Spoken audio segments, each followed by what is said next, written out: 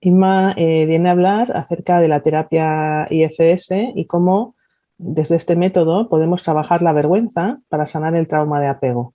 Me gustaría preguntarte, ¿por qué crees que este tema de la vergüenza es tan importante? Ujú.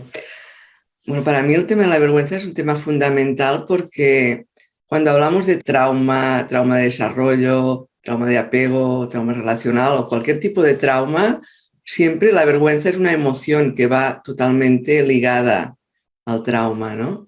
Entonces, cuando hemos vivido experiencias con nuestras figuras de apego que han sido negligentes o que no nos han validado, no nos han ofrecido amor, o no nos han transmitido que somos valiosos tal como somos, entonces no vamos a poder estar en el mundo con seguridad, no vamos a poder estar en las relaciones con seguridad, va a haber miedo al abandono, sentimiento de que hay algo malo en mí y todas las variaciones de esta experiencia, ¿no? Por ejemplo, cómo eso va a impactar mi vida, ¿no? Cuando he tenido unas figuras de apego que no me han aceptado tal como soy o no me han validado tal como soy, eso va a hacer que yo tenga relaciones donde me sienta también amenazada, ¿no? De no ser querida tal como soy. Es decir, de alguna forma es como la secuela de esas heridas de apego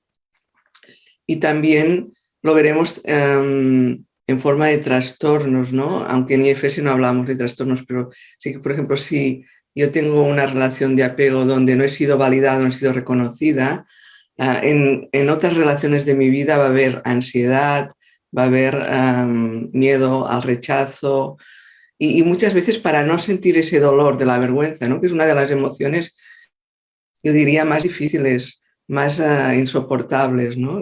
Porque hay como una experiencia de fragmentación, de que es algo que tu cuerpo no lo puede soportar.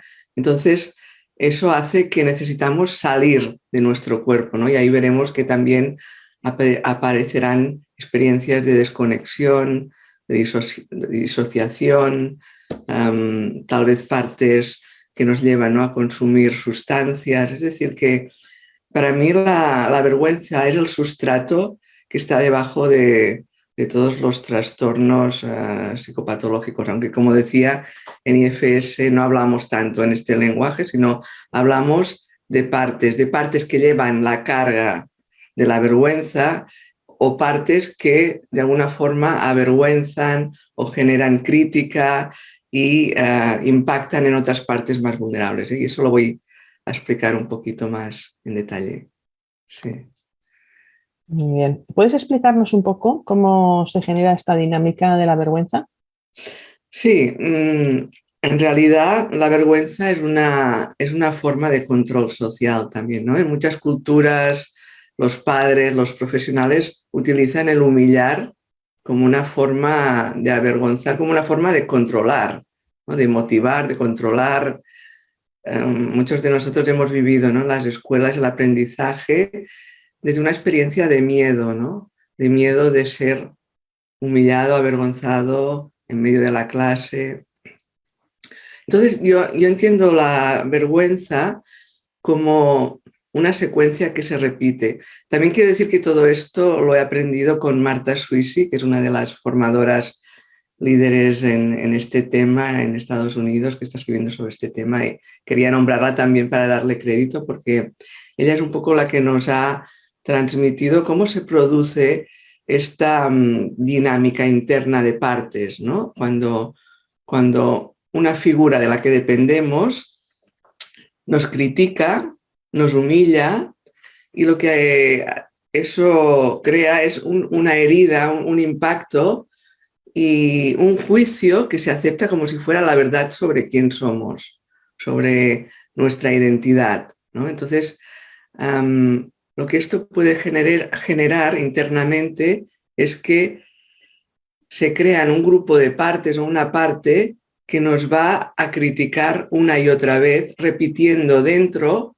lo que ha ocurrido fuera. Es decir, si yo he tenido unas figuras de apego que han sido críticas conmigo, voy a generar dentro de mí una parte que estará siempre alerta de señalarme las cosas que hago mal, las cosas que podría mejorar, porque intentan avergonzarte para que luego fuera no vivas la vergüenza posterior. Es decir, que si esa parte te avisa de esto lo tienes que hacer así o te dice lo que no has hecho bien, intenta prevenir que hayan experiencias, digamos, de humillación fuera en las relaciones con el mundo, ¿no? Y en realidad, esta es la ironía, ¿no? De que estas partes utilizan la misma forma de avergonzar que habían hecho esas figuras de apego, pero lo hacen de una forma como la única estrategia que tienen para conseguir que no vuelva a ocurrir lo que ocurrió cuando vivís esta experiencia, ¿no? Y entonces van a imitar, ¿no?, esas figuras poderosas que nos hicieron daño y que nos criticaron y van a volverlo a amplificar y a repetir internamente, ¿no? Y no hace falta tampoco que hayamos vivido en ambientes violentos o severos. O sea, en realidad es como que el hecho de haber vivido esta desconfirmación continua, ¿no?, que es el trauma de desarrollo, que es en el día a día que tu figura de apego no te valida por quién eres, sino por lo que espera que seas, ¿no?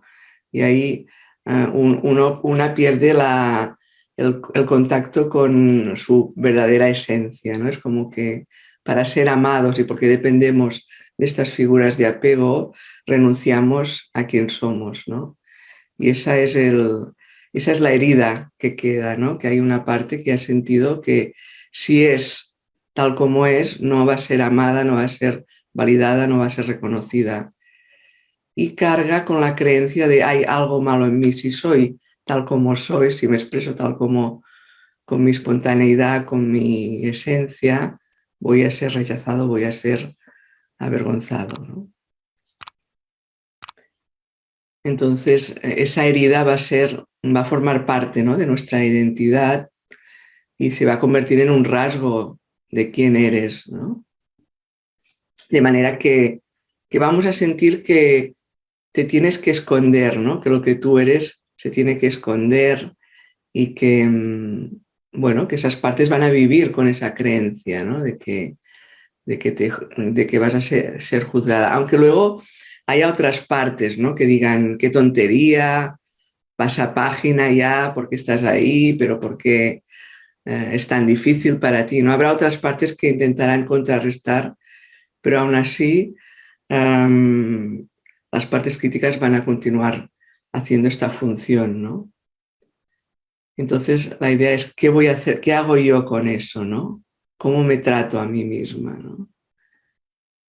Y bueno, el trabajo de IFS sería el poder encontrar dentro de mí todas estas partes y mirarlas con curiosidad, ¿no? En IFS decimos que tenemos un núcleo dentro de nosotras mismas, un centro que es el self, donde podemos mirar con curiosidad, con compasión, con claridad, con conexión a todas esas partes y entender por qué están ahí y ver a las partes que tienen el dolor y conocer su historia, ser testigo de su historia y acompañarlas para que podamos escuchar su herida, ¿no? Y poderles hacer llegar de que no hay nada malo en ella, sino que algo malo le ocurrió. Y esto hace una gran diferencia.